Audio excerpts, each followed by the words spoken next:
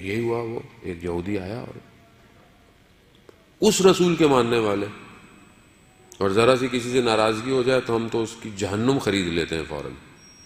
ذرا سا کوئی گاڑی آگے سے تیزی سے گزر جائے تو اس کو ہم قبر تک پہنچانے کے لیے جو ہمارے پاس الفاظ ہوتے ہیں ہم استعمال کرتے ہیں. جانے محترم کس رسول کے ماننے والے ہیں ہم؟ کیسا اخلاق ہے ہمارا؟ جب تک ہم اپنے وجود سے مثبت انرجی نہیں پروڈیوس کریں گے، جب تک ہم پازیٹیو وائبس نہیں کریٹ کریں گے، معاشرہ صحیح نہیں ہوگا. اور ہم معاشرے کو صحیح کرنے کے لیے پیدا ہوئے ہیں، نہ کہ میں اپنے خول میں زندہ رہنے کے لیے. میرا اپنا گھر اچھا ہونا چاہیے، مجھے کیا باغی جلتا رہے. بغداد میں بازار میں آگ لگ گئی، پورے بازار میں دکانیں جل گئی. ایک شخص کی دکان بچ گئی. اسے کہا کہ سب دکانیں جل گئیں مگر تمہاری دکان بچ گئی ہے. تو اس نے کہا الحمدللہ. اب یہ اس نے جملہ کہہ تو دیا، 30 سال استغفار کرتا رہا اسے جملے پر کہ جو باقی جلی تھی وہ بھی تو مسلمان تھے. 30 سال عارف بن گیا. مجھے کیا مطلب، مجھے کیا، کسی کا غم یعنی غم ہے. مومن، میں نے پہلے بھی کہا، مومن میرات المومن، مومن کا آئینہ ہے. رسول خدا کیوں اترے غار حرا سے نیچے؟ کہ معاشرے کو پروان چڑھائے. جاہل معاشرہ تھا، بیٹیوں کو زندہ دفنا رہا تھا، کعبہ کا طواف عریاں لباس سے کیا جاتا تھا، کیا کیا رسمیں تھیں اس زمانے کے اندر. رسول خدا نے اس معاشرے کو اس قابل بنایا کہ پھر مدینہ میں پہلی اپنی حکومت کو قائم کیا اور دور تک اسلام کے پیغام کو پہنچایا. اس میں کس کا کمال ہے؟ میرا آپ کا کمال ہے؟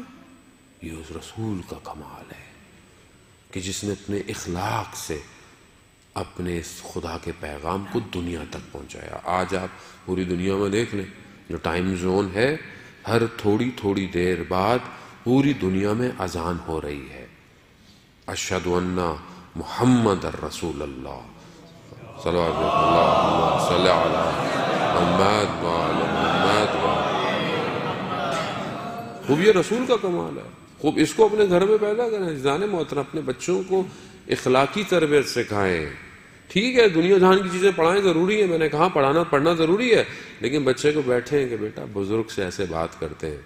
لیکن بچہ جب مجھے خود کو دیکھے میں فون پہ اپنے بھائی سے بدتمیزی کر رہا ہوں، اپنی بہنوں سے بدتمیزی کر رہا ہوں، اپنے ماں باپ کی میں قدر نہیں کرتا، تو بچہ کیا سیکھ رہا ہے میرے سے؟ پھپھو کا فون آیا تو ماں کہتی ہے بیٹا پھپھو کا فون ہو تو اٹھانا نہیں، کاٹ دینا. یہی ہے. اب آپ بولیں گے مولانا صاحب آپ کیسی باتیں کر رہے ہیں؟ میں نے پہلے بھی عرض کیا، میں مارچ سے نہیں آیا ہوا، میں اسی قوم میں معاشرے میں رہتا ہوں. فون کاٹ دو. وہ بچہ گیم کھیل رہا تھا، اس نے فون کاٹ دیا. یہ تربیت ہم دے رہے ہیں اپنی اولاد کو،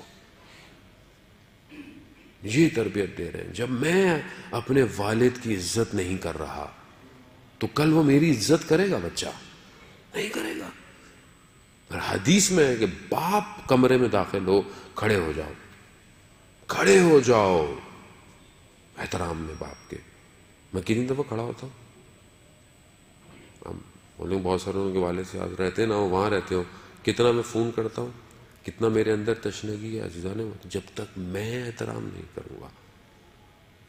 میں نے اپنے بچوں سے خود سنا کہ جب ایک آدھ دفعہ میں نے ذرا سی اونچی آواز میں فون پہ بات کی، میری بیٹی خود میرے پاس آئی، کہتے ہیں بابا ایسے دادو سے بات کرتے ہیں. میں خود شرمندہ ہو گیا شدید. صحیح کہہ رہی ہے، ایسے بات کرتے ہیں. یعنی وہ تربیت لے رہی ہے، وہ کل کو وہ ایسی بات کرے گی. عزیزان محترم یہ اخلاق نہیں ہے. رسول کا اخلاق ہر کافر منافق سب کے لیے ایسا تھا کہ سب کو سمیٹ کے رکھا رسول نے.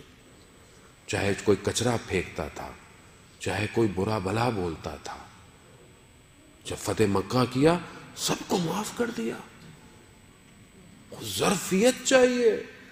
انسان ایسے ہی ہونا چاہیے رسول کی ذات کو دیکھ کر. عزیزان خوب یہ بعثت رسول یعنی رسول کا دنیا میں آنا دنیاوی عقلوں کا کمال پر جانا ہے.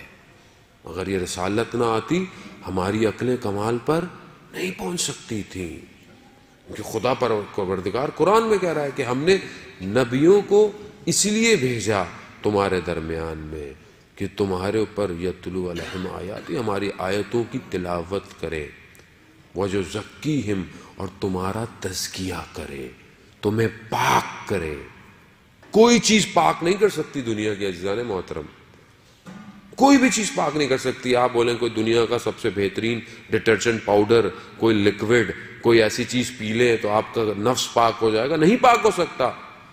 یہ اندر جو برائیاں ہیں، یہ جو کبر ہے، عجب ہے، ریا ہے، منافقت ہے، کینہ ہے، اس کو کوئی چیز پاک نہیں کر سکتی.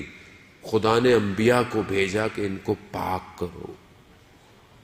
کہاں ہے رسول میری زندگی میں؟